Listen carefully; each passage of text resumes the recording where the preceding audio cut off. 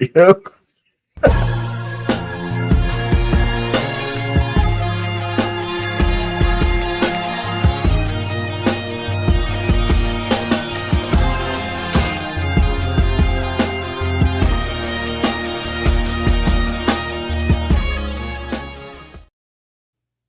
Hey, what's going on, everybody out there? Welcome to the 95 North Sports Machine. I am your host, Berto, better known as just Berto. But shit, I got my guy, Smooth Smitty, 11K On that Smitty, bullshit and already. Grizz Tip more to make the crew the 95 North Sports Machine. Welcome to everybody that is out there joining us and tuning in for this 53-man roster special, man.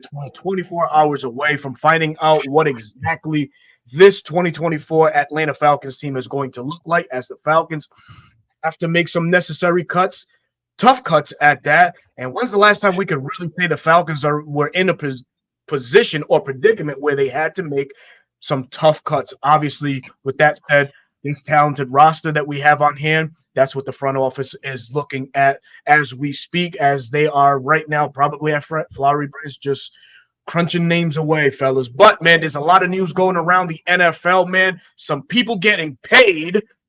We have a hot topic, so to say. Smitty, I know you're going to exclusively talk about this one, and it revolves around the quarterback, Kirk Cousins.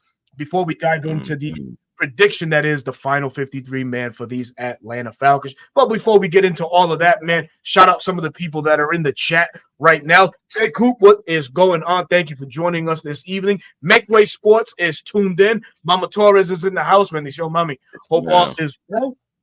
My brother Philip Crawford is in the house as well, man. Thank you everybody for tuning in. But gentlemen, like I mentioned, man, there's some stuff to talk about. CeeDee Lamb got paid. Did he? Hey, can I say this right fast before you sure can? Go ahead. Yeah, before we get to going, y'all please, if y'all on a social media website, please share it to Facebook, Twitter, Twitch, anything that you can think of. Hell, share it back to YouTube if you got to. But please hit that subscribe button. Please share 95 North Falcons Talk Show, Smitty Sports Machine, A1 Forever. Please go subscribe to those channels. And again, 95 North Sports Machine is coming soon. So y'all stay tuned for that to help us grow that channel as well. Hell yeah, man. Now, let's get into CeeDee Lamb right quick. Woo-hoo! 4 years, 136 million, 100 million guaranteed. Golly, man. And, hey, listen, man, he went about it his way, in his own manner. And Jerry World opened up the wallet and let it all sprinkle on him. That's a lot of money, man. Hey, that's a lot of dough. That's a lot of dough, man. And you know what? Not to take anything away from CeeDee Lamb. CeeDee Lamb he's an incredible talent. Has been since he stepped foot in the NFL. I'm glad to see the brother get paid. But we got to start correlating these things. We got these numbers. We have some wide receivers. Drake London more specifically. Do you see the Falcons ever trotting out a contract of that magnitude to a playmaker on this team currently in the coming years? What do you guys think? Go ahead, Chris. Man, if anything, I feel like right now, if I had to choose a player that has the potential of getting somewhere of a high dollar number, it wouldn't even be one of our wide receivers, honestly. I'm looking at maybe like Bijan Robinson. But honestly, CeeDee Lamb, the numbers that he's put up consistently, Pro Bowls, just being an X factor, a guy that you have to plan for a day in and day out. That's why he got this money. You know what I'm saying? He's on the same level as a Jamar Chase, as a Justin Jefferson, who I believe is like the number one wide receiver in the league. So, but CeeDee is definitely at that level. Drake has not been at that level yet, but it's not been solely his fault. Of course, he hasn't had great quarterback play. Now is the year where I really feel like we're going to see the real Drake London, somebody that can get him the ball, somebody that can utilize his talent, his crazy athletic ability as a wide receiver and flexibility, being able to contort himself to get some of these, jump balls. So by the time it's time for Drake to get paid, I don't think it's going to have to be CeeDee type of numbers just because of the production. And again, it's not his fault he hasn't had a quarterback. So I feel like that's going to play a part into it. Yes, Same for Kyle. Agreed. Honestly, I don't see it either. I think Kyle Pitts probably gets about 12 to 15 a year. Drake London in that same range. Um, they will have to put up crazy number the next 2 years to even get close to that. You got to think about CD Lamb first of all. He's top three when it comes to your receptions, yards, and touchdowns. We talk about him, Justin Jefferson, Tyreek Hill, three of the highest paid receivers in the league. They're not on that level. Let's keep it real. So we won't have to worry about that no matter what. And if they did even try to throw out a contract wish like that, guess what? Just gonna go draft somebody else or go out on the free agent market, find a solid veteran receiver, fill it. Because as I tell y'all all the time, wide receiver is one of those positions that's very replenishable when it comes to talent. You don't have to be a super talented guy to get 1,000 yards in the season. You don't have to be super talented to go out and score 10 touchdowns. Because guess what? That's one of those positions that somebody's going to come in and battle you for a position just to get on the field. So if Kyle Pitts can be that guy, you'll never have to worry about it because guess what? Tight ends don't get paid that kind of money. That's a fact. I mean, that's a fact, bro. But, I appreciate the feedback on that. Going through the chat again. Ricky Gaines is in the house. He says, quarter live on time. What's going on, fellas? Thank you so much for joining the stream this evening. S3T, he says, Jersey in the building. Let's fucking go. September 8th. We are all with you, my guy. Yes, sir. Our brother from sunny SoCal, Dwayne Ruffin, is in the building. What's up, Deep, man? Brother Depot Vibes is in the house. Depot Vibes, another up-and-coming YouTuber, man. Falcons content creative world, man. He does plenty of other things. So please make sure you go to Depot Vibes on YouTube and hit him with the subscribe for his platform so he can grow and get up to his goals as quickly as possible. Mario's coming in through with a question. We're going to answer this one in just 1 second. Let's see who else. Oh, yeah, we're going to get to that. Dirty Bird, Dinah, what's going on, Playboy Darian? What's happening, man? Antonio, I can't butcher that last name, but shout out to you. Thank you for joining the McClanahan. Thank you for joining it. Yeah, man, you a brave man. Trez Daddy, what's up? Long time no see, man. Hope all is well with you, man. He says, what up, fellas? We definitely built to win the Super Bowl. Super Bowl plus. Smitty has said it so many other times, man. Absolutely, man. Out of your Falcon mind, what is going on? John and Mike, the dynamic duo that is Out of Your Falcon Mind. Please make sure you go show our brothers some love on their YouTube platform, Your Falcon Mind on YouTube. Mr. Smith joining us from Kentucky. Man, thank you so much for joining us. Hey, shout out to you. MacTown Dirty's in the house. What's happening? Thank you, man. What up, A-Team? Fam, how you doing? Hope all is well. Miss Lisa Shepard, how are you this evening? Nobody travels like Mrs. Lisa Shepard. No one advocates as hard as Miss. I got to catch up to Miss Shout out to you. Man, what? Take some dope photos, man. I got to get it. Definitely does. Yeah. I got to see how she do it. I know that we're going to be talking about the 53 man and stuff like that, but this is a name right there. And thank you, Mario, for dropping this. And it's John Michie III. His name has been catching fire, and with good reason. He's posted up some good numbers this preseason, 10 catches, 100 yards, and a touchdown. Would best any of the numbers that any of our current wide receivers that played in the preseason. I'm talking Chris Blair, Casey Washington, Dalen Drummond, Josh Ali, you name it, has been, John Michie has been better. We all know that John Michie missed a year of football to battle his battle and get right his situation with leukemia. So shout out to God, shout out to him for that too, man. Don't forget about the ACL before that. So this is a young man that has been broken down and rebuilt, and man, is he showing up more than ever. His name is circling around the NFL as teams calling. I know that, Falcons wide receiver room may not look as shiny and sweet as a lot of people may want it to be, but John Michie is an intriguing and interesting name. What say you, fellas, about a possibility of Atlanta sniffing around that to go ahead and acquire Mr. John Michie, man? Chris? Well, to start us, Michie, man, just the guy that I remember, he was a world beater. He was going to turn into one of those guys that can just almost like Steve Smith like, but just smaller. He just can take over games sometimes, especially him and Williams. And it was sad that they both got injuries and everything that kind of stalled their careers. But moving forward, he has had a decent preseason. Again, better than our receivers. This guy, he is working his way into, getting back into shape, full football shape. And then he's battling down there because it's a deep wide receiver room down there in Houston, Ooh, facts. especially with those top Really? three I names said that they earlier. have down there at 1, 2, Yeah, and 3. So he's Yes. battling for position. He's battling for a spot on the team. And I know people were Mhm. talking about trading, but it's a possibility he may not make the team just because of other guys that they're looking at that can do things. It may come down to facts. if a guy can play special teams better than him, that may get him cut. And if so, I mean, you could just probably pick him up off the street if you feel like you need that in your wide receiver room, which he is a talent. So you got to kick the Yeah. tires. You got to kick the tires.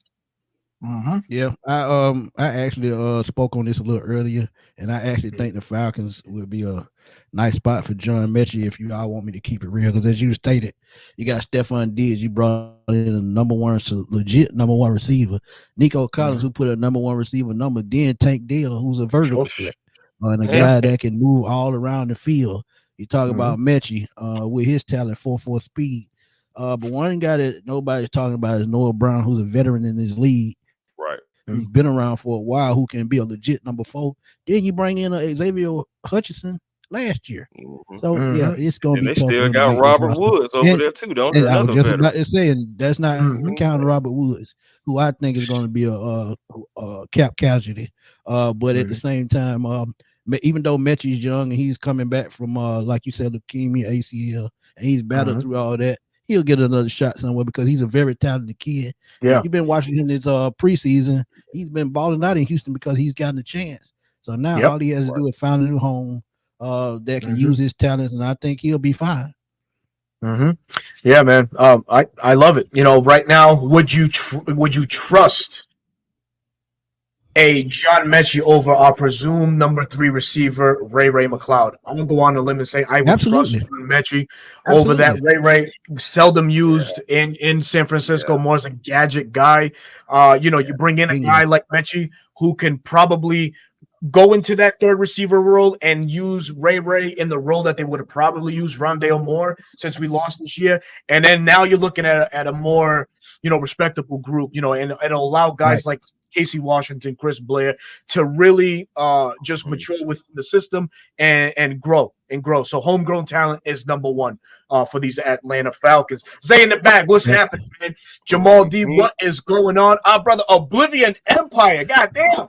Where you been at? Hey, we ain't heard that name in a minute, but shout out to him, man. Shout out to you, brother. He threw me an alley oop the other day, man. Made a great video out of it. So shout out to you, man. Awesome, man. Shout out Awesome to to hear. to Michael Oblivion. Matthews, he says, my wishes for this year's season is that the NFL has to admit forever I love Atlanta Fila. Hey, Love man. it, man. Let's get it. I love this comparison by Philip Crawford in terms of Chris Blair that we just spoke about, fellas. It may be too early, but I get Sanu vibes from Blair. Hey, why not? You know, why not? Man? He's same in stature, It's a just great about.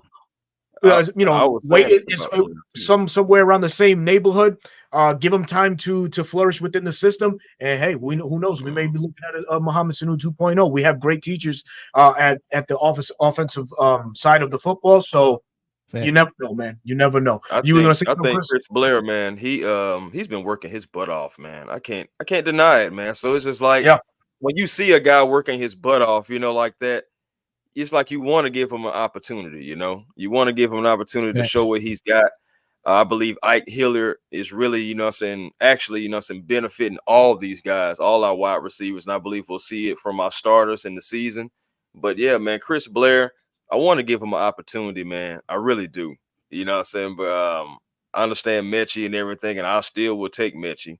I still will, but I don't want to just, you know, let that be overshadowed by, you know what I'm saying, the work ethic that Chris Blair has put in. He has been balling. Outside of that one hiccup, outside of that, you might as well say really ever since that, he's been good, man. He's been good. Yeah, but think about it too. After those 3 receivers that we named in London, Mooney, and Ray McLeod, everything else is up in the air. Drops off. So at that point, it's competition and best man wins. So even though Casey Washington and Chris Blair, that 6th spot is still open. So Michi on a rookie deal for what, $1 million, a little bit over $1 million. Yeah, I'm going. You definitely take that. And we win-win. actually have the money to, you know, slide them right on in with no problem. You know it, man. Ricky Smith is in the house. What's up, fellas? Rise up, damn it. I'm with you, man. King Atlanta supporter. Nobody. Yeah, this person is unbelievable. King Atlanta supporter really goes out on a limb to support every one of the Everybody. content creators that Atlanta Facts. has. Shout Shout out out. to you. Thank you for doing that. On behalf of all of us. So, man, appreciate you, King Atlanta supporter. I think King Atlanta sometimes just goes on YouTube and just type in Falcons, and then what I'm saying, everybody just comes. You see them everywhere, He man. probably You see them he probably got everywhere, it man. saved on I love TV. it. As soon as somebody I drop a love it. video, click, and he there. I'm That's the trying to tell you, I support we love it. all want as content creators, man. So shout out to him, man. ATL Focus is in the house. He says, time for us to run through weaker competition. Let's turn the corner. 100. Be the Absolutely, 100. bullies, man. 100%, man. Time to be the Hey, bullies. so turning the corner right quick, as ATL Focus said, man. There was a article that came out today, and for those that are subscribed to Smitty touched in a little bit more. We're gonna go ahead and jump on it a little bit more, man. And I'm gonna go ahead and bring it up right quick, front and center, uh, to show y'all what I'm talking about. Bang! This little article right there. Kirk Cousins could be on the hot Topic. seat for these Already? Atlanta Falcons just after 1 year, and it's an incredible read. I know Smitty, you did a video on it right quick earlier today. I just want to put into this, and I'm sure that we're gonna probably echo the same thing, right? But I'm Probably. gonna go on this one. It makes zero sense whatsoever to drop a bag the way that we did on Kurt just to try and cut ties with him a year later. Whether it be because he didn't bring us the much needed or much warranted playoff win, but just the dead cap space and all the money that's involved with Mr. Kirk Cousins will leave the Falcons in shambles for for a season or two to come. As we all know, this Falcons team is no stranger to the dead cap world, as we went down in history at one point for having the most. And we're definitely not trying to do that. What Terry Fontenot has done with this cap is pure wizardry. He's been able to get us out so we can make and land big fish like this and make the necessary moves. Signing Justin Simmons, acquiring Matt Judon, extending AJ Terrell, who got a bag. So really, there's no way that these anonymous GMs, as this article goes on to say, that Kirk Cousins is only here for 1 year. Michael Penix, to me, as great of a talent as he is, didn't say to me in this preseason, oh, he's ready. You got to take into account he ran against a bunch of 2s and 3s and reserves. What really could you have seen from this kid in live action against that competition that would make you say, oh, okay, yeah, you know what? After 1 year, Kurt's going to be done. We're going to hand the reins over to Michael Penix. I think it's all premature talk. I think it's a lot of these folks just wanting to have their voices or opinions heard that they're not heard of too much from. And I think it's pure fuckery and pure foolery that something like this will make the airways and cause problems, because this is something that should not be trickling down Atlanta's hallways whatsoever, or makes Kirk Cousins feel some sort of way. Kirk Cousins will be this Falcons for the next 2 years, dare I say, possibly 3, allowing Michael Penix to really mature and hit the ground running when it's his time. And I'm willing to wait. What say you guys? Honestly, I agree with 100% what you said, and I sentiment the same thing in that article that I read earlier. Mike Sando, he believes that he's a voter for the Athletic, and he put it out there. Said everybody want to see my opinions, but like I said in the video, y'all can go check it out now, and then come back to this. You just gotta let Michael Penix sit, learn the scheme, stay in the film room to study, learn from a veteran quarterback. You saw it with Jordan Love, with Aaron Rodgers. He waited those 2 years. But guess what? Last year, yeah, he started off slow. But the last 8 games of the season, he was one of the highest quarterbacks in the league. So that's what comes with time. Right. Studying, being in the film room and being on the practice field, and sharpen your skills. If he does that, once Kirk Cousins does leave, whether it's 2-3 years down the road, he'll be ready to step in and do what he needs to do to win in the league. And 9 times out of 10, he'll still have a lot of weapons when it's time. That's something that's not going away anytime soon. So to say that he's out of here after one season is just blasphemous, man. Because $65 million is no chump change. Only way that I would even think about trading Kirk Cousins is if somebody give me a first round pick. Even for a 36, 37-year-old quarterback, you still gonna have to give me a first round pick. I'm gonna need a first. Kind of cap loss. And think about it. $65 million just in the second year, and we just got out of cap here for 80+ million. Who wants to go back to the direction? Who wants to do that again? So you got to think about sometimes, and I know I say crazy shit all the time, but think about it. When you writing something down instead of saying it out your mouth and people got to read it, and it doesn't make sense. Come on, man. You got to do better. I know you want to score, but good God Almighty, come on. Yeah, it's insipid. That thing just lacks so much flavor. That thing ain't got no flavor in it. Come on, they need to just cut these stories out, man. Cut it out. At the end of the day, we do not want to roll with Michael Penix next year. Oh, regardless. Hold up. Philip, shout out to you. Fine wine comes with time. Let Penix wash dishes until it's time for him to cook. Woo, Phil. I love that. Phil. Hey, Philip, you right on point, my brother.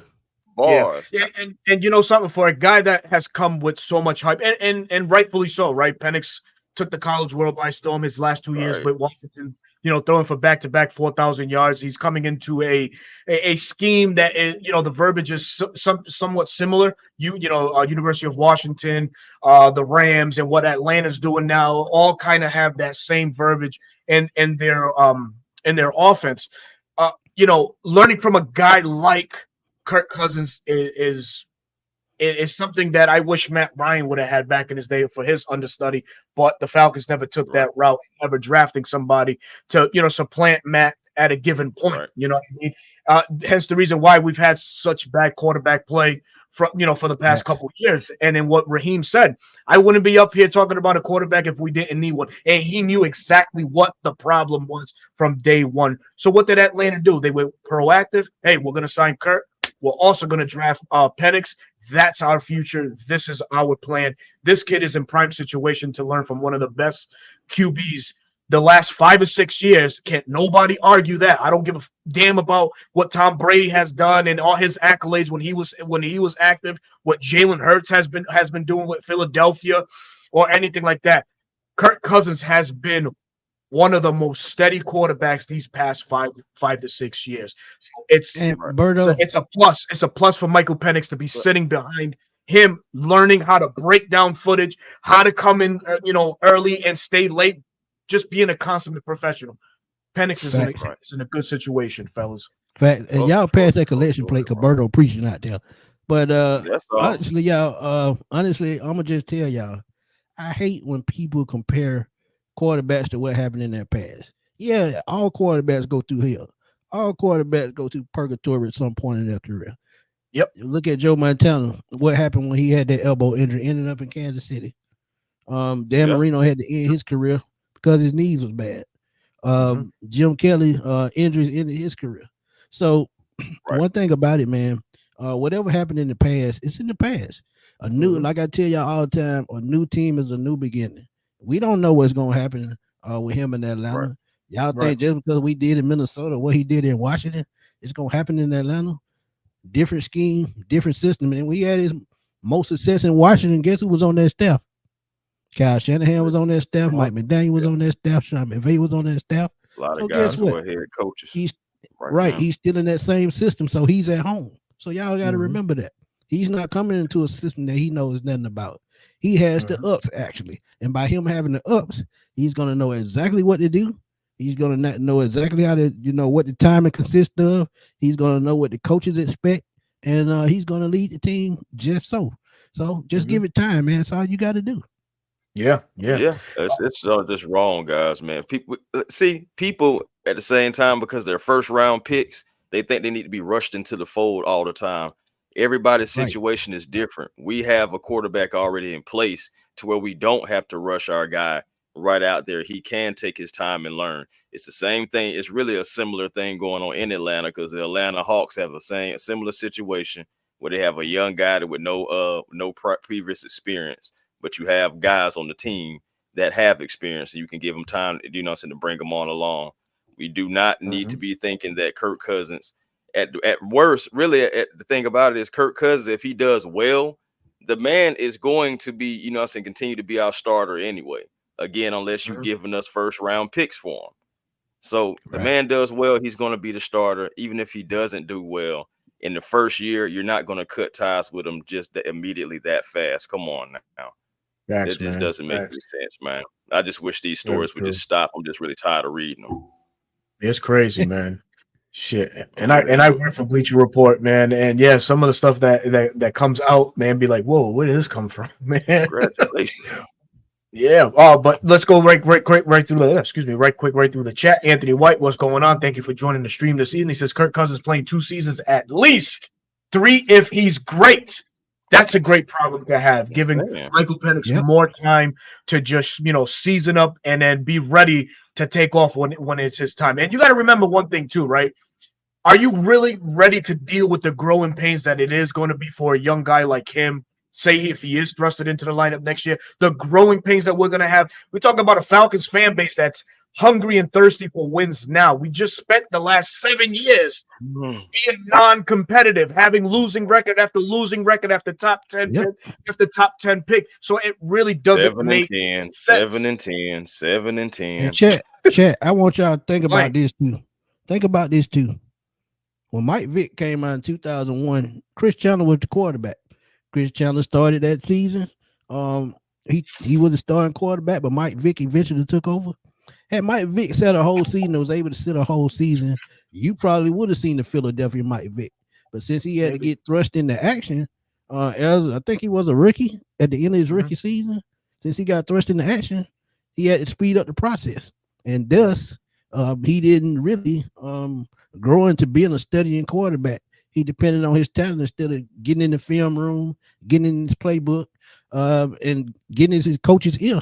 So when you rush a quarterback, sometimes that can happen. It throws them off track. So by him having to be thrust instead of sitting back and learning a year or two, I feel like his career could have went in another direction, a better direction. He had a awesome career because of his raw talent. But imagine if he learned the game from a quarterback perspective like he did in Philadelphia under Andy Reid. He would have been a totally different quarterback, maybe a Hall of Fame quarterback. Hey man, let's not forget, man, when Kirk Cousins became a full-time starter too, man. Not saying that we're gonna make Penix wait this late, but Cousins wasn't a full-time quarterback until 27 years old. Remember, he was fighting for a job against freaking Colt McCoy. Right. Say that. Remember, yeah, man. Man, shout out Tony Wright that's in the chat this evening. He says, "Well, good evening, fellas. Thank you so much for joining the stream." Mario comes out with a question. He says, "Did y'all watch Shannon Sharp and Ocho nightcap interview with Coach Rod live in Atlanta?" I heard this was great. I got to go back and view. I have to check out. Oh, did you? I have to check it out. I ain't finished it yet, but so far so good. Yeah. Tony Wright goes on to say, and Smitty, I agree with you. We should trade for John Mechie, who is now healthy from injuries. I saw him in the preseason this weekend, and he has what? He looks as fast as he always has. I'm guessing he's trying to say. But that's 4.4 speeds in full effect, man. Congratulations to Oblivion Empire, man. That's a beautiful milestone, man. Congratulations to you and the family, brother. We look forward to seeing you. Get them track shoes. That's all I got to tell you. When she started that's it. It's on. Yes. And King Atlanta supporter echoes what we just said there with the congratulations, man. So, fellas, man, tomorrow, 24 hours from now, we will have already established, or the Falcons organization will have established what our 53-man roster will look like for this 2024 campaign. Again, like I mentioned, when's the last time you ever heard of anybody saying, man, it's going to be a tough make to be on the Falcons, man, because this roster is talented. So this team is facing a lot of difficult cuts. Now, with those cuts, obviously a practice squad roster has to get built. So you might see some of those names trickle over into the practice squads. But nonetheless, there has been some moves already made, and I will share that with you guys in just a second. We'll review who has been ousted from the team. This comes courtesy of Myles Garrett of what is he? Fox 5. That's what it is. Fox 5 in Atlanta. co-host. Let me just see. Share this tab instead. StreamYard. Bang. I need to bring that up a little bit so y'all can see. Get a little zoom Name. and answer your messages, man. Chill, man.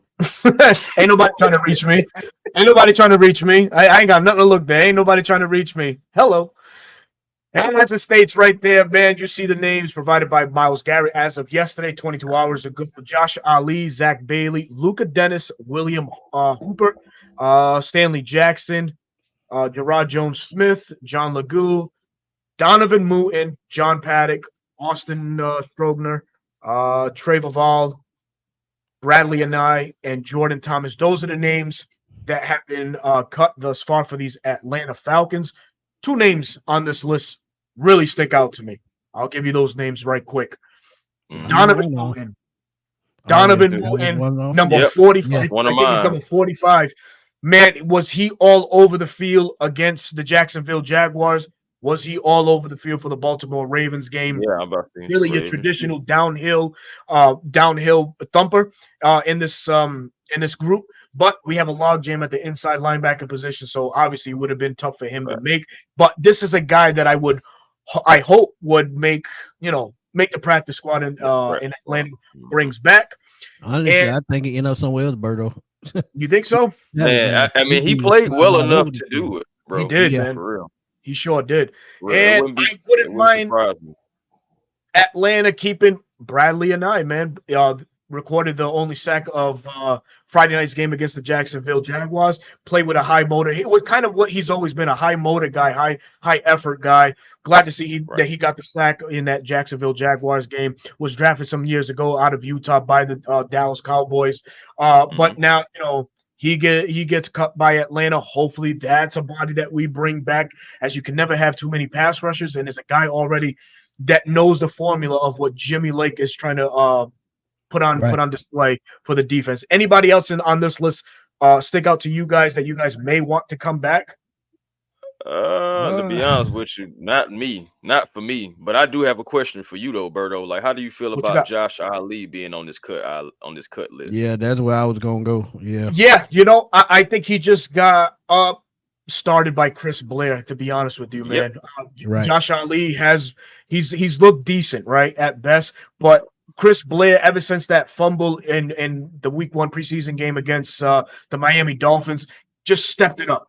He just stepped up, man. He comes back with a performance, 4 catches, 91 yards against the Baltimore Ravens, a stingy Baltimore Ravens defense that always has good depth, regardless of what, if it's second or third, good depth overall. So that was a true battle against some of their corners, and he stepped up, man. And in last Friday night's game against the Jaguars, also put some stats up on the board too. That's a kid that we can stash and hopefully develop with time. You know what I mean? I try to use the term homegrown talent. That's what I feel about Chris Blair and a guy that we drafted in Casey Washington. Those could be two ideal guys for some homegrown talent and within this offense as well. So it sucks to see Josh Ali on this list.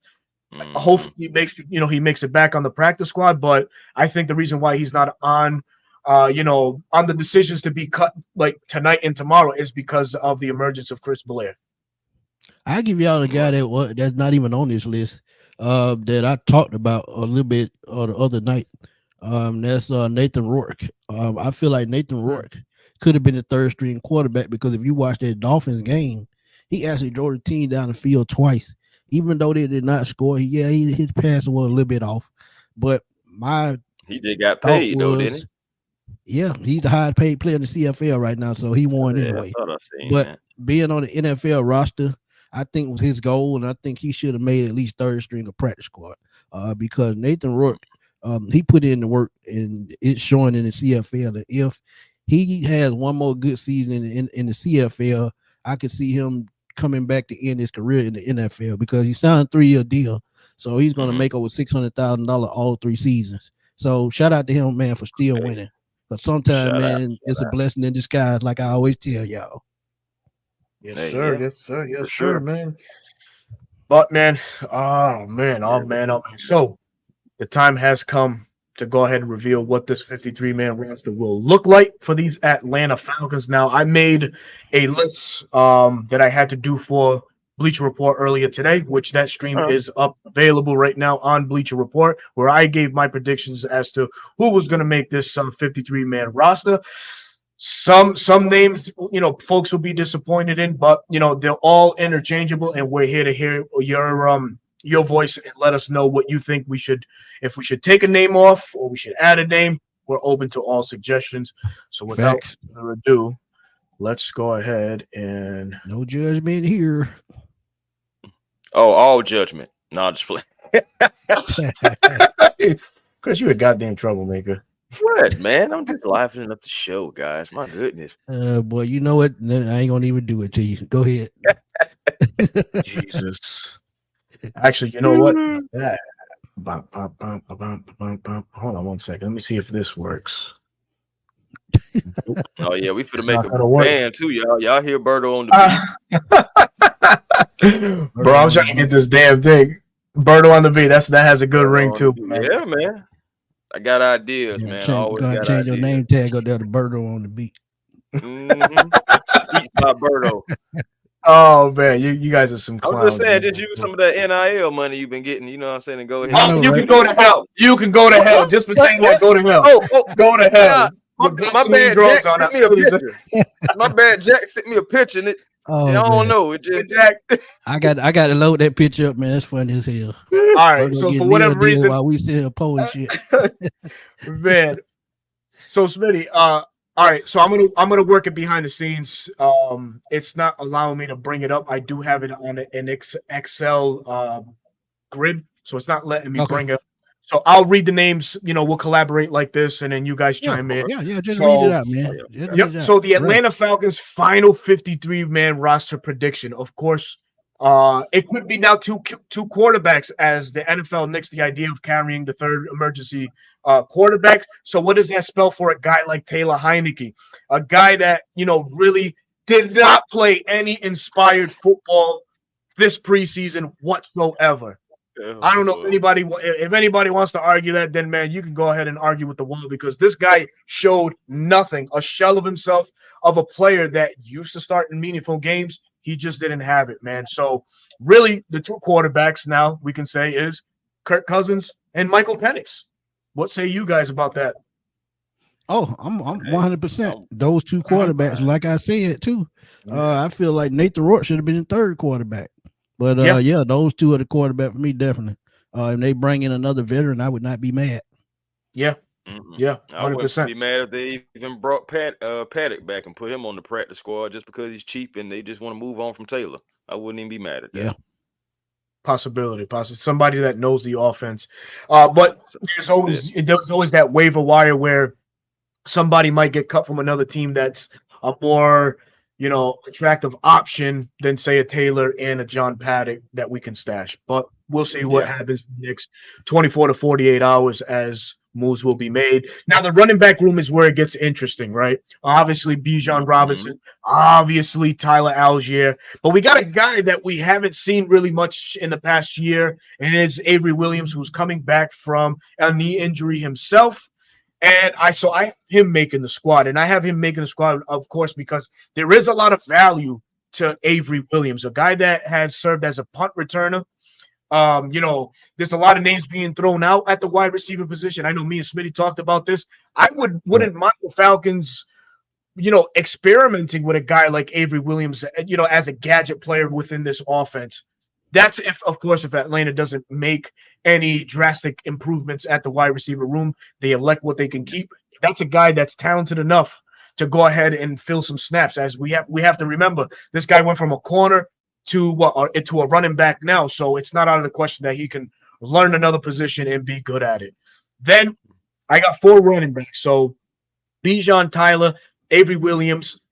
And then it's the battle between Chase McClellan and Carlos Washington, which both running backs look fantastic during the preseason. Both gentlemen have a rushing touchdown under their belt, but I give the nod to Chase McClellan only because he's been a draft pick, and I think this guy can serve as a good, offset to Bijan and both Tyler, as Chase can do pretty much both of their jobs. And I don't know. What do you guys feel? I agree with it a wrong call?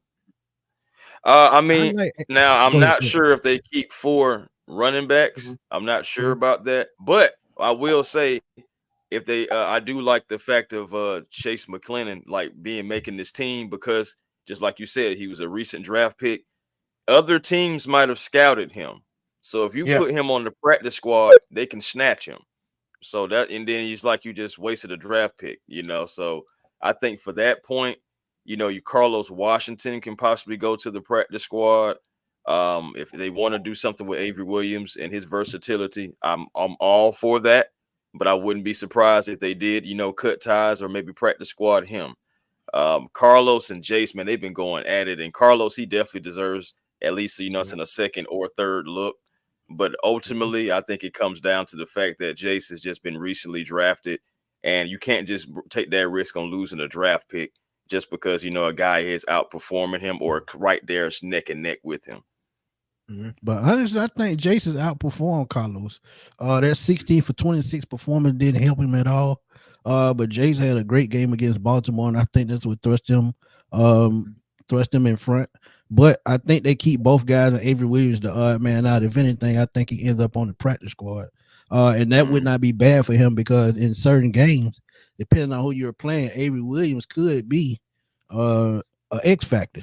Because Mhm. we know some games come down to field position. Some games come down to putting points on the board. And those type games where you know you have to score points, Avery Williams may get called up just for that game, you know, for his specialty of returning kicks. So Yeah. he okay. could be on the practice squad and still be fine. Yeah. Very good. And Nando Barrington brings up a Mondo. fantastic stat here. He says going into last night's game, Jace was averaging 4.6 yards per carry. Right. You You like know, so that? that right there, you know, could have been the nail in the coffin for talented Carlos Washington. Moving on to the wide receiver room. This wide receiver room, man. I'll give the names. You know, Drake, of course, Darnell Mooney, of course, Hmm. Ray Cloud, Casey Washington, and now the much spoken about Chris Blair is a possibility. Cordero Hodge is a possibility. So really, the battle is right there with that two gentlemen right there, Cordero Hodge or Chris Blair. Do you go with the young potential upstart, or do you go with the veteran that you know can fill in spot, you know, a spot role, a starter role if needed, but has also served as a special teams maven for this Atlantis Falcons team for the better part of 2 years? I think Kadero Hodge might get the nod in this one, and it's strange to say because I really liked what I've seen from Chris Blair, but it's one of those situations. What are you going to prioritize? Are you going to prioritize, you know, the amount of time in the league and what other things you can do, or are you going to just rely on a guy that might not see the field as much, but you know there's potential there? So I kept Right. Kadero Hodge for this one. Man, I ain't gonna lie to you. Twisting my arm with that one, Birdo. God darn it, boy, because it makes all the We sense forget in the about world. Kadero. Yeah, Yeah. Cadero, Oh I boy. mean, the special teams thing is really kind of the thing that can give him the nod because he can be a better special teams player. But darn it, man, it's just Chris Blair has been working his butt off, man. I'm sorry. Yeah. He's just and Yeah. he deserves a shot. He does. Sure. And man, that's tough. That's tough because he would definitely not see the field like that. You would have to try Hmm. to find some kind of formation and everything that you can get him in to give him some opportunities. But Cadero, you know, you can Right. throw him right on special teams right now. Right. That's tough, Berto. That's tough, Yeah. bro. That's tough.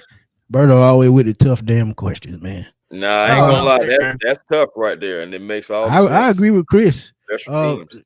when you talk about Kadara Hodge, I think special teams gets him on the field. And like I said, he's a gadget player. We've seen him play wide receiver, quarterback. He's even ran the football. So when you got guys like that who's versatile, which we always talk about, he has a better chance of making the team. And Blair, who was here on the practice squad last year, he's Mhm. grown a lot over the last year. You can tell he's been working all off season from last year to this year on getting better. So those two, I think, will make the team. But Casey Washington, to me, he's going to be number 5.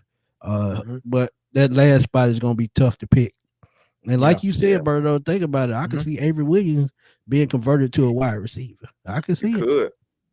It could. I mean, there's a lot of ways the Falcons could, play their hand in this one. There's always that possibility, as they're making the cuts and they're winding down to the names that are available.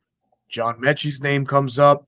Hey, Right. Robert Woods' name may pop in because Robert Woods knows a thing or two about how this Ram offense is ran, and he has had Right. time with Zach Robinson. So there's some knowing there. But before I go into the tight end position, shout out Jay Black 142 that is in the chat. Rise up, my brother. Thank you for joining us this Sure. evening. Debo Vibes goes on to say, I have Carlos Washington Jr.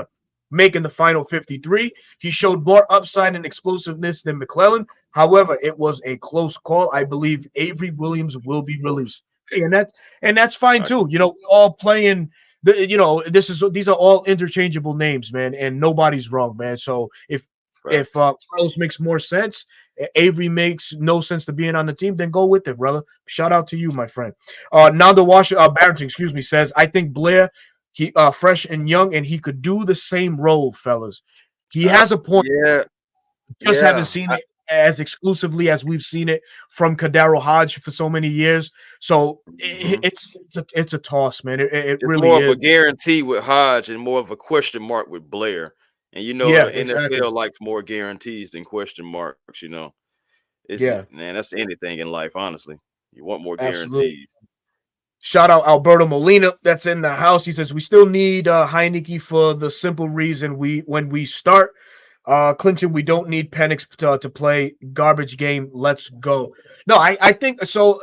I kind of disagree with that one, and the reason for it is if the Falcons, let's say by the Raiders game in December, that Monday night game, Hmm. uh, have the division wrapped up, where really the next couple games are toss-ups to play with. That's week 15 through 17.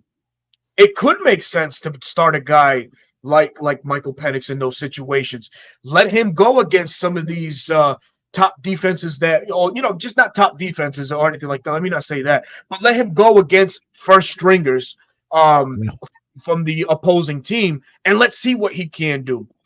Can he be as electric as he was against the reserves in Miami, which saw, a great pass thrown on the middle of up the sideline to Chris Blair for a 20-plus yard gain, and let's see where his accuracy is at. We all remember his accuracy was a bit erratic in game Yeah. one, but because of the jitters, it could be because of that.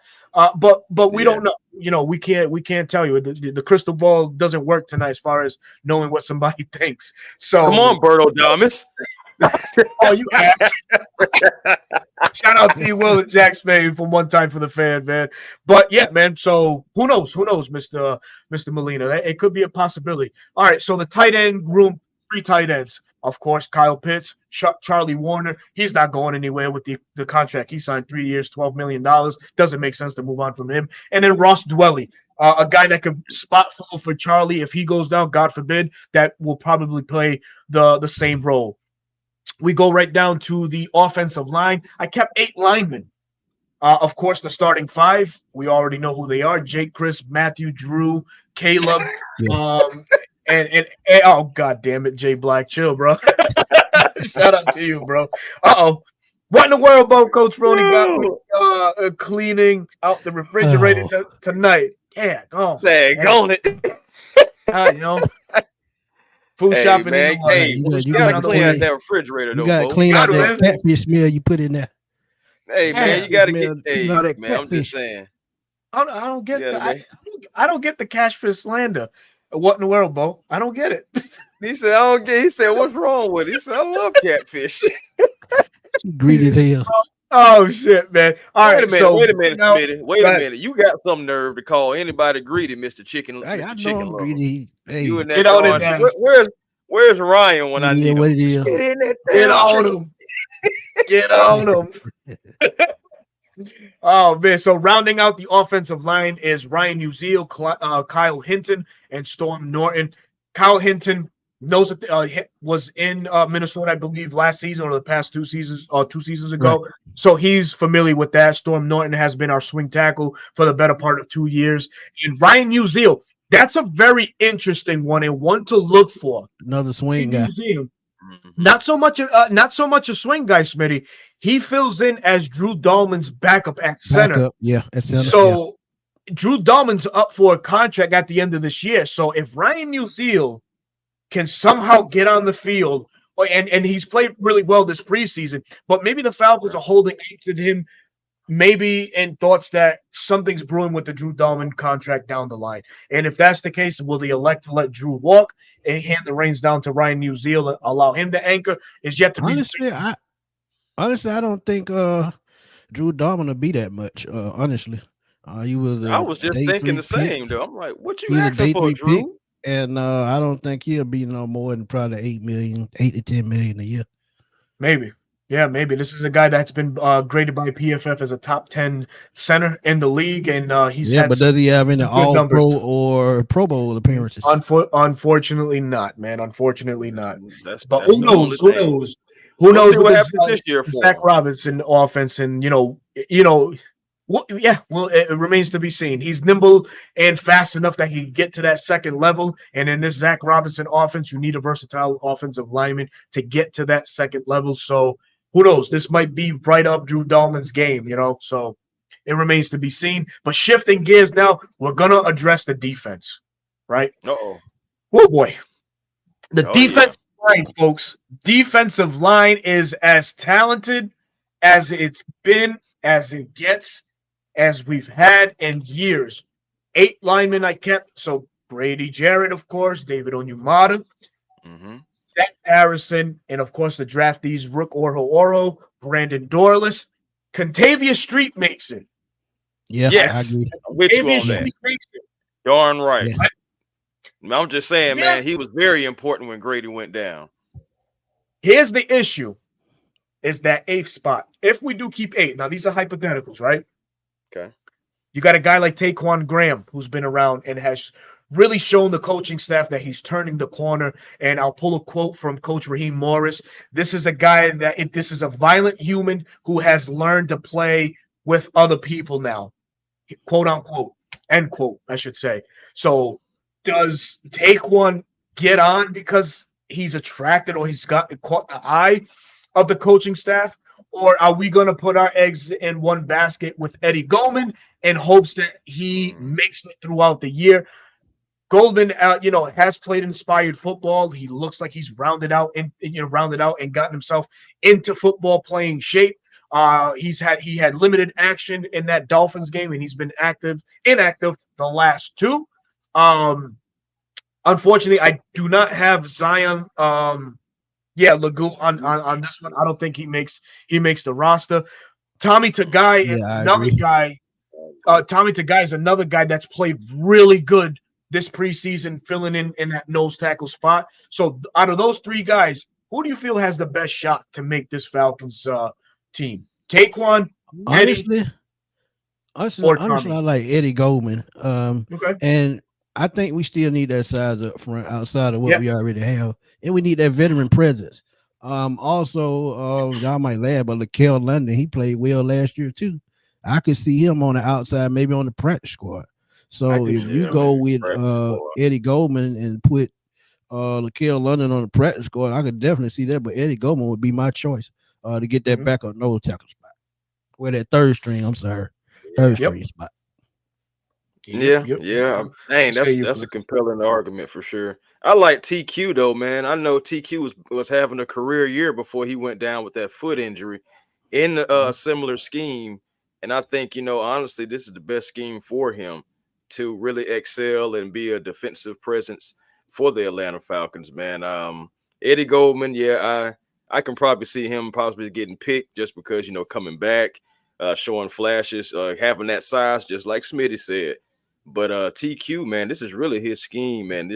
And honestly, I think if you keep him, that's a guy who is going to want to show his worth and show that his numbers in, 2022 wasn't a fluke and he can improve on it. Yeah, and the only thing with that though, man, with Taquan, are you gonna, or is he gonna finally break through and get sacks?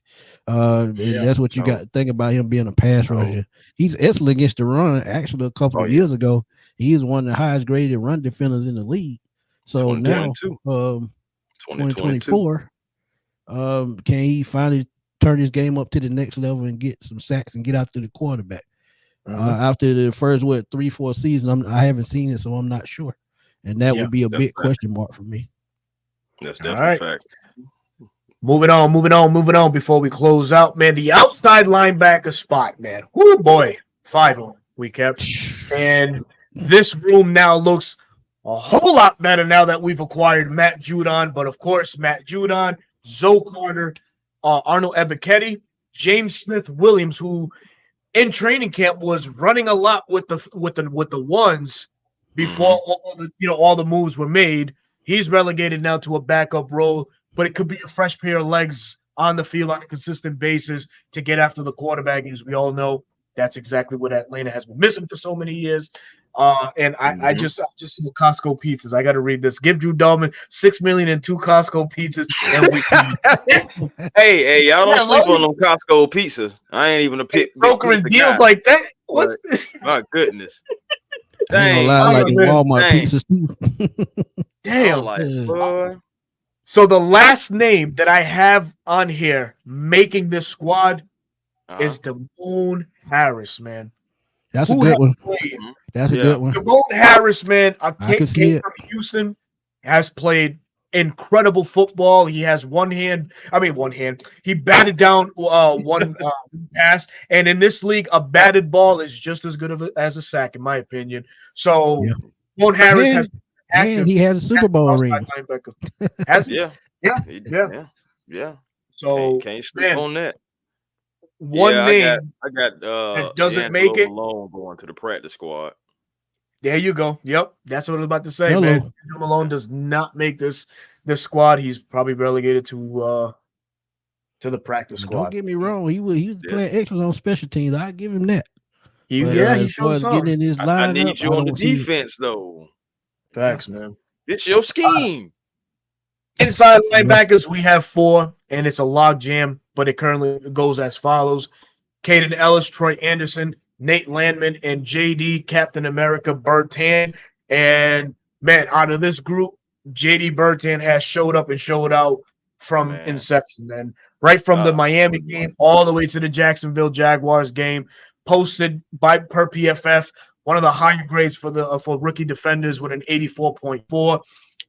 Continues to be, or not continues to be, but continues to show what the scouting department has been for these Atlanta Falcons, man. Just by getting another gem or finding another gem in these late rounds, the Falcons doing excellent homework as usual. We've had so many guys come through this organization, either undrafted or in those later rounds, and have made an impact. I think JD could be one of those guys, man. In fact, it's been JD's play that kind of nixed the plans of potentially adding another linebacker in this this unit. And Smitty, you did a quick video on that with Ernest Jones out of the Rams, a guy that is potentially on the block. There's been some erroneous reports made, but a lot of people were trying to correlate. Raheem Morris knows him. I think Captain America has something to say about this one, man. I think this kid could be something, something good, but. What say you? I agree with that 100%. I think Captain America, he's the future. But I'm also looking at Caden Ellis has one more year on his contract. Nate Landman don't have a contract past this year. So you get a young guy, 24, 25 years old to come in, who played at a Pro Bowl level last year, come in, compete for a job, compete for playing time. And I think he can unseat somebody. And like I told y'all, and me and Berto actually been saying that we can see Caden Ellis playing more on the outside, also Troy Anderson. So you bring in the Ernest Jones to go along with the JD Bertrand. You can rotate Troy Anderson and Caden Ellis on the outside. So, versatility is key, right? So if you cut extra outside linebacker and you still have one in the middle linebackers you could use for an edge rusher, everybody wins. But Ernest Jones, he was a 3rd round pick, so I don't see you paying him top dollar. So look, Mm-hmm. you could give Hey him a man, nice and even deal if that you he's don't, comfortable with. and even if Go you ahead. don't go get Jones, you still have these 4 linebackers. You can try it out, like you were saying about the contracts. If JD, Right. what I'm saying, shows the flashes that he could really unseat somebody, I Mm-hmm. can really see one of those linebackers that is under the contract of Nate or, what I'm saying, Caden possibly not being brought back because Captain America has stepped up just that well. We see it Right. happen all the time. You have a player Yep. coming in, have a good year. Next thing you know, you have another guy comes in and he outshines them and makes the other guy expendable. So it can And happen. what do It definitely what did happen. we say about wide receiver is replenishable? Same thing for Replenishable. linebacker. You can Same get a thing for linebacker on linebackers. day 3 that can come in and start right away. Just remember, our legendary Justin Tucker was undrafted, came in, knocked heads off, had a Hall of Fame career. So hey, it could happen. It could happen, man. True. And this is the more touchier of the rooms, no pun intended, that being the cornerback room. I have 6 guys making that room. I think, Okay. the writing's on the wall, right? AJ Terrell, Mike Hughes, D. Alford, Clark Phillips. Clark That's Phillips. that's your 4 right there. The Right. last 2 to 3, the last 2 to make this roster. Mhm. No one has played more inspired than Natron Brooks. No one Yes, has. sir. That's my Not in the guy. secondary. Natron Brooks, whatever light whatever light flipped on in his head after that Miami Dolphins game, brother, he's played inspiring football. That Baltimore game was his calling, is where he showed up and showed out. Same play again came Friday night against the Jacksonville Jaguars. They're Another number game he one, showed by up. the way. Yeah, showed up and showed out. But there's 2 other guys, Antonio Hamilton Sr. and Kevin King, have a little something to say about that too. 2 Yep. Hmm. veterans. It would be the grizzled old vets to this group that's relatively young, and the D. Alfords and the Mike Hughes and the Clark Phillips and the AJ Terrells. For those reasons, I really have Antonio and Kevin King, unfortunately, making this room, leaving Natron Brooks to be, a practice squad candidate. What Antonio Hamilton and Kevin King has shown the Falcons in that secondary has been physicality. And guys that um, Coach Hood and Coach Jerry Gray can trust in case Yeah. something happens to a Mike Hughes, God forbid, or a Clark or a D Alford. So I think with just the knowledge and, oh, by the way, Kevin King knows a thing or two about Jimmy Lake and what he likes to do, as both of them were in the University of Washington Right. some years ago. I think that says a lot as well. So really, the room rounds out with Antonio Hamilton and Kevin King, but that's up Mhm. for debate because of young Natron Brooks and what he has brought to the table for these Atlanta Falcons. Once thought, Yeah. once thought the weakness in this team, all of a sudden now looks like the possible strength on this roster or in the secondary overall. But I'll leave it up to you guys to debate. What do you think about Antonio Hamilton? What do you think about Kevin King? I Ooh, think boy. honestly, I think those 2 veterans will take over Natron Brooks because we have 2 young guys in D. Alford and Clark Phillips already, and that may leave Natron Brooks out. Now, if they cut him, I don't think he makes it back to the practice squad. No. I'm going with Jay Coop. I think someone picks him up, man, because he's Yeah, been playing great, and the way defensive backs are going down in the NFL, he will get picked up quick. And I would not be mad because he deserves that chance. But Kevin King coming back after playing, being out for 30 months, he's shown up, shown out. yeah. And Yeah. I think since Jimmy Lake knows him from Washington, um, I think he gets the spot just because of Mm. familiarity. And we've been talking about that all offseason. Yeah. So that Familiarity. alone, yeah. And Antonio Hamilton was handpicked by Raheem Morris from watching Right. him in Arizona. So yeah, it's familiarity more than anything. I agree, fellas. I hate it. I really Mm. do because I like the young guys. Saying coming in, making a name for themselves. But experience is everything. Camaraderie, familiarity, something that's kind of really been like the theme of our off season in a way. So gaining that familiarity, gaining that trust, King coming back, after like 2-3 seasons, coming back and performing. I can't even lie. The man has been performing. I wasn't expecting that. And he has. And of course, Antonio Hamilton, I was already liking that signing from the get-go. So I definitely pencil him in. But I feel like it's going to come down to King and Brooks.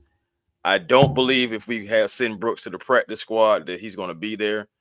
I do believe if we send Kevin King to the practice squad, I believe he'll be there. But yeah, again, that's possible because they're gonna run from them injuries. So yeah, I agree with that. I'm just saying, just trying to play a little mind games. Like, go and get Kevin King if you want him. Strategy to everything, man. Strategy to everything.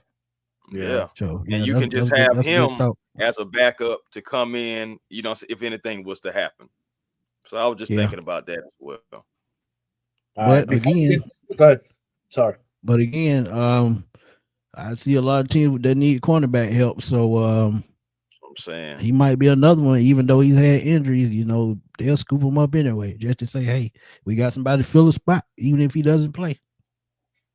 It happens. Yeah. It happens, man. So before we break down the safety group, let's just bang out the special teams. Younghoe Koo, Bradley Pinion, Liam McCullum, long snapper, punter, Younghoe Koo, locks. Yeah. Leaves the last position as the safety position.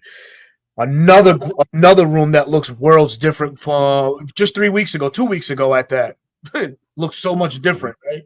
All of a sudden now it looks like the no-fly zone is in effect. Jesse Bates, Justin Simmons, Richie Grant, and DeMarco Helms make it. I got Richie Grant make him. It was a toss-up for me. I'll be honest. I felt like giving this spot here to Micah Abernathy because I think he's a kid that's stuck around for so long and has proved his worth to this Falcons organization. He constantly gets overlooked and thrusted into into that reserve role. And really, Richie Grant's play has been a roller coaster since his time in Atlanta. But with all those things said, man, I still gave Richie the nod, only because I think the organization or Coach Raheem sees something in Richie. What it is, I don't know, but they've talked up Richie a good part of training camp. But you have to show. Or he has to show. Saving grace is working behind Bates and Simmons and them teaching him something. And again, I could see him playing big nickel as well.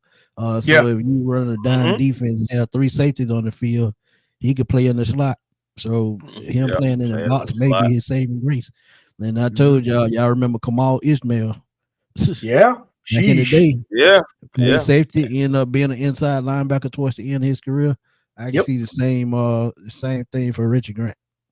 Yeah, man. It's gonna be interesting how when the season starts. I can't wait. B, it's gonna be very interesting to see how they trot out the Justin Simmons, Jesse Bates combination. It's going to be very interesting. Smitty and I have spoke so much, and I really feel like they should switch, right?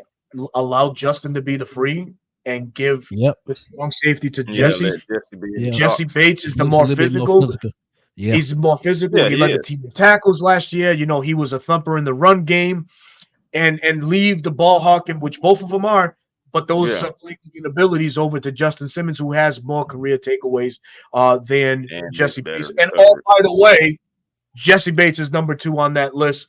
Jesse Bates coming in with 30, Justin coming with 30, Jesse with 20. So it's a great thing to have in Atlanta right now. I just feel like that back end is going to allow the front 7 and first-year defensive coordinator Jimmy Lake really get exotic or in his creative bag to dial up pressures, right? And of course, a lot of the fan base, including myself, have feel like, damn, what the hell are they going to do? How are they going to run it? Is it going to be penny fronts? Is it going to be more?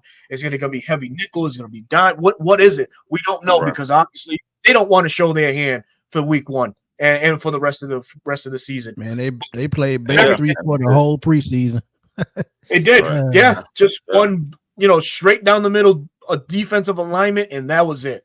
But Justin says he plans on playing week 1. He says these already has some guys, that's already getting them acclimated to the scheme of things, and he's had some great people working out with For those who didn't see the interview from the Friday preseason game, man, check it out on my page, A1 Forever. I had dropped a little 3-minute video earlier, and it's pretty much the interview of Jesse and Justin pretty much just bigging up one another. They've been watching each other's tape. They've been keeping in contact with each other for years, and now they're teammates. They're interchangeable. They're interchangeable, man. Dirty Bird Central. We got some special news coming at the end of the show, so hopefully y'all folks can stay tuned for that one. But he goes on to say the beauty of having those safeties is they can switch from free to strong on any play. What I just mentioned there, man. That's a fact. Exactly, man. Exactly. Smitty, man, it's been a hell of a show. Hour and 10 minutes, over 115, close to 120 eyes on the platform. We thank everybody for coming out this evening and making this a very successful stream. Chris, Smitty, anything you guys want to add? Because, of course, we have a little bit of news coming out as far as the trio here that is soon to be expanding. And we're going to be rocking on a different night. So we want y'all to also stay tuned for that. So, Chris, anything you want to add on before we call it a night, brother? Hey, man, I just know, football, of course, is king around about this time of year, but definitely still have some Hawks material that I got to throw out there. Still gonna be throwing out Braves material as well, as it's getting close and the Braves got to tighten up, man. The Braves got to tighten up. But ultimately, though, what are you looking at, Schmidt? I say, ultimately, though, man. Again, keep on looking out, man. We're gonna drop a page together, man. You already know. Yes, sir. We got plenty of guests coming up again for the Falcons season. I can't wait. This coming season is going to be exciting for all Falcons fans. Let's bring this fan base together, y'all. Let's go ahead and be the bullies, band together and start bullying the other fan bases again. Packing out those arenas. Hey, from what I seen the other night, though, them 49ers and Raiders fans can fight. Hey! One thing about it, man, I prefer throwing hands than throwing bullets. So wish a motherfucker would. So I mean, I'm down for that. But now seriously though, man, as a fan base, we just need to come together as content creators, man, showing up for one another because it's us versus everybody. Ain't nobody, coming trying to be bandwagon on us. So we got to protect each other, uplift one another, and keep it going out here, man. That's all I really got to say about that. Hey, man, as always, love being a part of this. Thank you, Debo. Shout out, brother. Shout out. Yeah, we got to get Debo on here too, man, soon, man. Oh, he is. He's coming. He's coming. So he can go ahead and, give everybody the vibes. Again, Thank you, Absolutely. brothers. As always, it's always a pleasure sharing the platform with you gentlemen. It's always a pleasure for everybody in the chat, always love. Facts. Wally Smith, absolutely, man. Tomorrow night, NFC Roundtable, 7 o'clock. Y'all be there, man. Berto gonna fill in for me tomorrow. And next weekend, I'll be back on the NFC South Roundtable. Trust me, we're gonna have fun. So y'all better tune in because if y'all missed the show last week, I cut the food with a Saints fan. Man, I might want to go check that out. TJ don't want near part of this fan base, man. I'm telling y'all. Y'all got to come in and support. Home's over there crying. I just want y'all to keep that same energy. We will. We had will. A great time, but before Burrow take it over, man, to give y'all the great news, man. My boy DC ATLGA Faithful, man. Go please check him out on YouTube, man. Great guy, man. Stand up guy. Always supporting your boy. Always calls to make sure I'm good and okay. Make sure the family okay, man. So shout out to DC, man. He's putting out great content. And when he drop his next video, make sure y'all hit that notification bell. Yeah, man. One more here over here, man. Playboy Trey, man. Shout out to Waterboys on YouTube as well, man. Dynamic duo over there's a lot of dynamic duos, man. I'm glad to see these brothers up and coming too, man. They got the interview game on lock. I'm telling you, man. I still go back to watch the Champ Bailey one. Champ Bailey was my favorite cornerback coming up, and man, and those guys had an amazing interview with them. So please go and check them out on YouTube. That's the Waterboys with a Z. And folks, man. Smitty, anything you got working on that you're going to be dropping soon? Anything you want to let the fan base know as to what's coming? Yeah, man. Just go to my channel, man. I've dropped a good little bit of Oh, videos the last couple of days, man. So please, go check out Tutu Atwell. Today I dropped John Mitchell again, John Mitchell the third as a trade option for the Falcons. I think it makes sense. And look, y'all throw out great questions all the time. If they're great questions, I will 9 times out of 10 make a video out of it. And again, like Chris said, man, we all need to come together as one fan base, as one content creator. Um, content creator. But hey, it is what it is. We're gonna keep giving y'all the best content we can. And look, as long as y'all keep supporting us and pushing us to be great, we're gonna continue to be great. facts. But Berto Don't gonna let me give them the forget. news, I man. almost forgot. Oh, there you go. There Thursday. you go. You talking about Yeah, me? yeah. Man, I had to get my almost Smitty on. I got to get my Smitty on one time. Hey, no, but seriously though, Thursday we do have something in the works, man, with my guy Jordan over at Utegacy. He's been coming on a couple times. We've done a couple videos together. If you guys have been checking it out, we actually have something coming up Thursday regarding the Falcons. It's in the all-time Falcons list. I have gotten a chance to see the list. It's going to be interesting, and I ain't gonna lie, it's going to be a couple of positions that may have people up in uproar, but it's going to be all a great show. So Thursday, we got getting the time together and everything like that, but it will be Thursday. So check out, so myself, Smitty, T Will from One Time from the Fan, and also Jordan from Utegacy. Right now, that's the panel. And Thursday, like I said, Thursday evening sometime it's going to happen. So be on the lookout for that all time. I don't care what time we go on, as long as I don't miss my chicken wings. I'm good. You won't, sir. Jesus Christ, man. This guy's trying to get a chicken sponsorship on the head, but it's all good. I ain't mad at you. Do what you gotta do. I got the picture. I still got the picture. I've been sending it out on the load, different chicken spots, trying to get us, some placement. But we'll talk about that another time. Gotcha, man. So we got some stuff that we need to let out right quick. We will have another member added to the 95 North Sports Machine. He'll be making an appearance when we break down the game leading to. Guys might know him on Twitter as Bro Talk. We know him as Kev, but he'll be joining us on the panel going on for the foreseeable future. He's a great up-and-coming mind in this content-creating space, man, and just a good young man to go ahead and, just to speak to. Has great thoughts. He has great feedback, man. Very knowledgeable of the team and NFL overall. So he'll be joining the crew. So look for him starting next Wednesday. That's right. No longer are we going to be doing the Tuesday night special that we always used to do, prime time. So it's going to be prime time now, but 8:00 on Wednesday evening.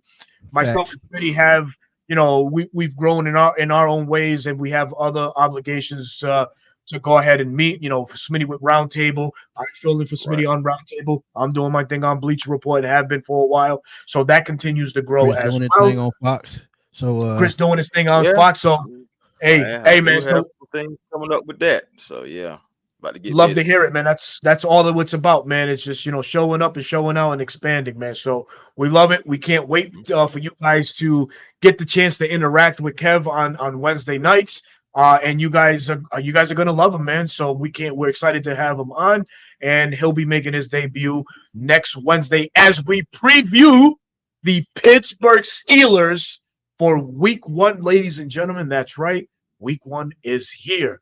But until then, that's Wednesday. We can't forget about our boy RGATL for life. Yeah, RJ, 95 North Sports Machine. He's going to be our Atlanta Braves correspondent, so you will get your Atlanta Braves news from our boy RGATL for life. Yes. Love We're to see expanding, it. Baby. We're just expanding. Hey, man, we just love to talk sports and football overall, so that's what it is. But Chris, Smitty, as you all know, man, great, hell of a time. I'll drop what I got going on. Of course, man, I'm your boy Berto, your host of the 95 North Falcons talk show on YouTube. I'm about 20 subs away from 3K, man. Your boy's doing it, Let's man. I go. really appreciate Yes, it, man. Let's go. Trying to get there. Surely, slowly but surely, I'll make it. But I thank everybody that's already subscribed to the 95 North Falcons Talk Show on YouTube. I appreciate your unwavering support at all times. I'll be on Bleacher Report tomorrow at 4 p.m. or 4 in the afternoon, breaking down and giving my reaction to what hopefully will be the 53-man roster. Hopefully Atlanta drops it at that time. I'll be on Bleacher Report reporting that and breaking that down. And then at 7 o'clock, I'll be filling in for our boy Smitty on the NFC South Roundtable. It's been a real Y'all honor check and in, pleasure. man. Trust Check me. in. It's Y'all funny won't as regret it. hell. No, man, those You guys, won't regret it. the Panthers and Bucks fan, that's James and Jay. They're very humble. PJ is the one that just gives hell whenever he can. He is the Saints fan. He brings up all that stats. So we just got to keep it fresh and vibrant and up to his face and As close. I say, man, As as the a Saints Saints ain't That's fan, why shit. they have you guys, As a- because you as a guys are the Saints fan, he- civilized one. I love it. as the Saints fan, he make my ass itch, honestly. Hey, That shit gets me all the man. You dumb. You yeah, dumb. man. Man, thank you to everybody that came through this evening, man. I'm your boy Berta. That's Chris. That's Smitty. We'll catch you next Wednesday night at 8 o'clock. Oh, no, I'm sorry. Thursday. You guys got something going on? Yeah, we got something Thursday. The four of us will be back on Wednesday night at Facts. 8 p.m. sharp. Until then, peace.